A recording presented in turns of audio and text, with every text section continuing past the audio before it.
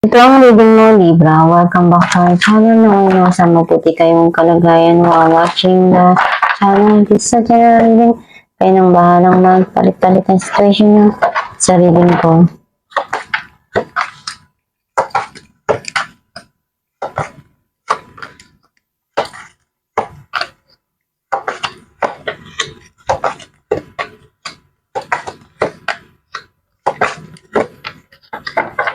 At the bottom of the deck, Six of Swords. I feel like ang energy mo, nasisense ko na may mga bagay ka dito na gusto nang kalimutan sa nakaraan, mag-move on, and harapin kung ano yung meron ngayon. And some of you, nandun yung nagkakaroon na ng heal, yung mga sugat na nangyari sa past mo. Mas gusto mo ngayon na harapin na lang kung ano yung binibigay para sa'yo. Ang mensahe ng card mo, nagkaroon ng pagtatalo, hindi pagkakaunawaan. Some of you pwedeng struggle and conflict dun sa sitwasyon na yun.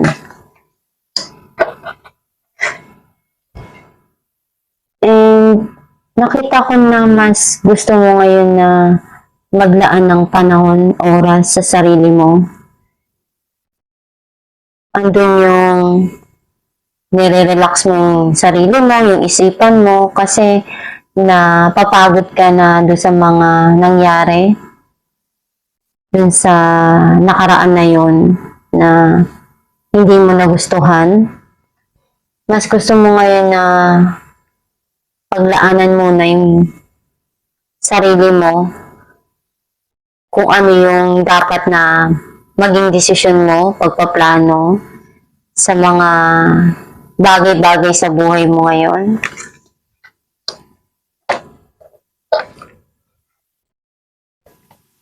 And mayroong mga sitwasyon na nanghihinayang ka dun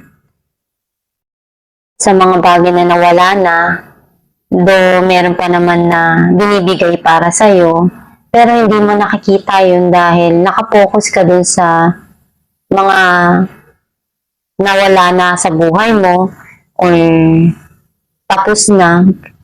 And andun yung mas iniisip mo pa rin yun kesa yung dumarating sa ngayon.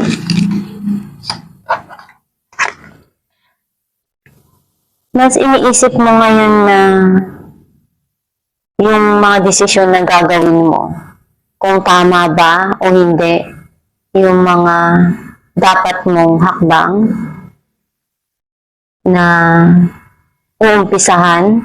Some of you, someone sa buhay mo na nagbibigay ng magandang advice, payo para sa'yo, na malaki yung maitutulong.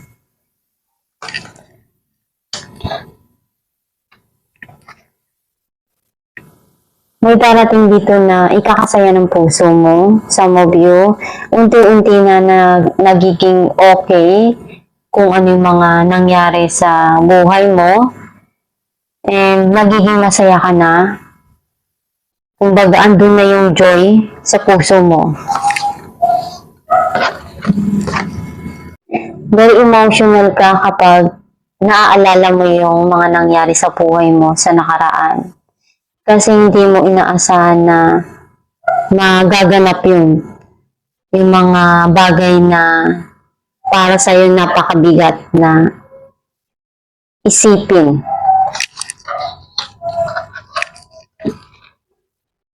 Maraming opportunity na binibigay sa'yo or nandyan sa harapan mo. Pero nahihirapan ka kung ano yung dapat mong piliin. Though alam mo kung ano yung tama para sa'yo, pero binablock ng isip mo yun eh. Kasi meron ka pang iniisip na iba na gusto mo.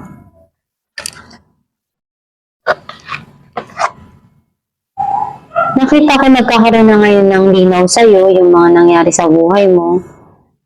Some of you, nakukuha mo na yung justice na hinahanap mo ng matagal na. o inaasam. Clarify natin ang Five of Wands,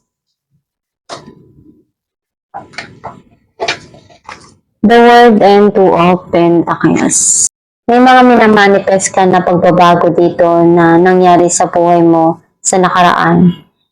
And may kailangan ka lang dito na harapin at pagdesisyonan ng tama. Narapin natin ang Five of Cups.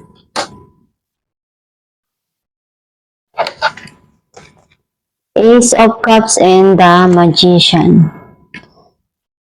Merong magsisimula na bagong pag-ibig na matagal mo nang gusto. Kasi actually hindi ka yung tipo ng tao na madaling mapaibig.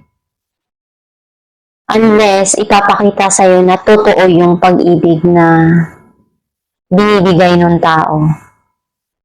Some of you, yung pagmamahal na binibigay mo is walang katulad. Ikaw yung tipo na kapag nagmahal ka, todo-todo. At gagawin mo lahat ng makakaya mo doon. Kaya ang ending, may mga sitwasyon na nangihinayang ka kasi ginawa mo lahat pero wala namang bumalik para sa'yo. Clarify natin the Sun. Justice and Queen of Pentacles. Nag-heal ka na, nagiging okay ka na, nagiging masaya ka na. At the same time, you're trying to balance everything ngayon sa buhay mo. Clarify natin ang Seven of Cups.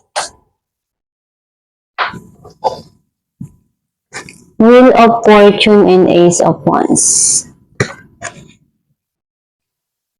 Nakita ko na andun yung peace of mind na darating para sa'yo. And yun yung passion mo ngayon na gusto mong makamit. Some of you may darating dito na bagong opportunity na ikakasaya ng puso mo. Though naguguluhan ka pa kung handa ka na ba na simulan to. Clarify natin ang Four of Swords.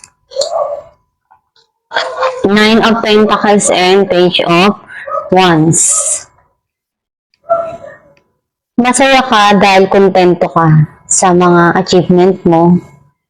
Some of you, may magandang balita kang ma-receive dito na pwedeng connected siya sa pera mo na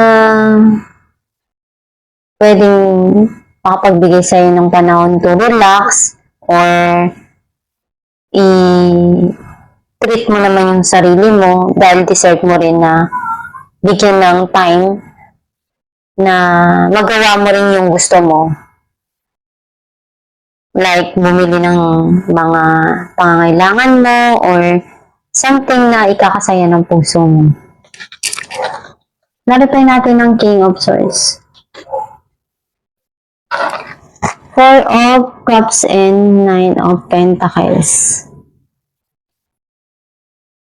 This person really wants you to offer something, which is something connected to money. Some of you, nagsisisi siya, nangihinayang siya kasi nakikita niya na masaya ka kung ano yung meron ka ngayon.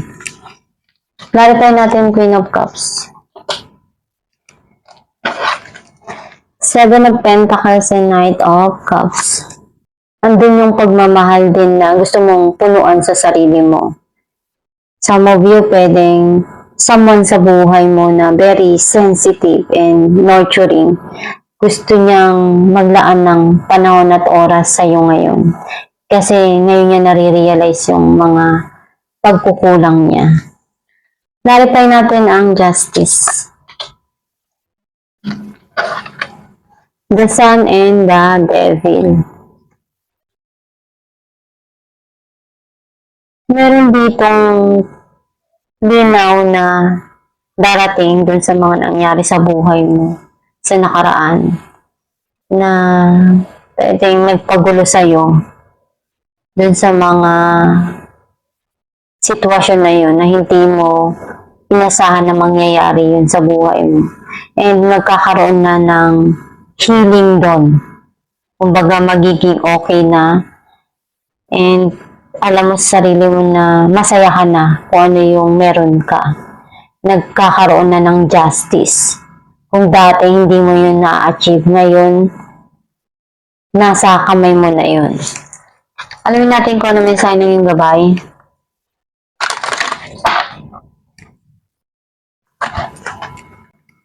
Opportunity to forgive. A situation brings you the opportunity to heal, grow, and release negative patterns. Hold the intention of seeing the other person's inner divine light and goodness. We will help you release unforgiving thoughts, feelings, and energies, and lift you to a higher place of peace and compassion. Ang mensahe ng yung gabay na yung pagpapatawad, kailangan mo rin na ibigay yun para ma-release mo yung mga negative na nararamdaman mo sa puso mo, sa isipan mo. Para hindi niya ma-block yung mga blessing na darating para sa'yo. At maiwaksi mo yung mga hindi maganda na nararamdaman mo doon. And gawin mo lang yung best mo palagi sa mga dumarating sa buhay mo at magdasal lang, kumunik ka kay God at sa iyong gabay, sa universe na ibigay sa iyo yung mga pangarap mo na maabot sa buhay. At itong yung reading Libra, kung nakaresonate ka, kindly comment down below. Thank you for watching.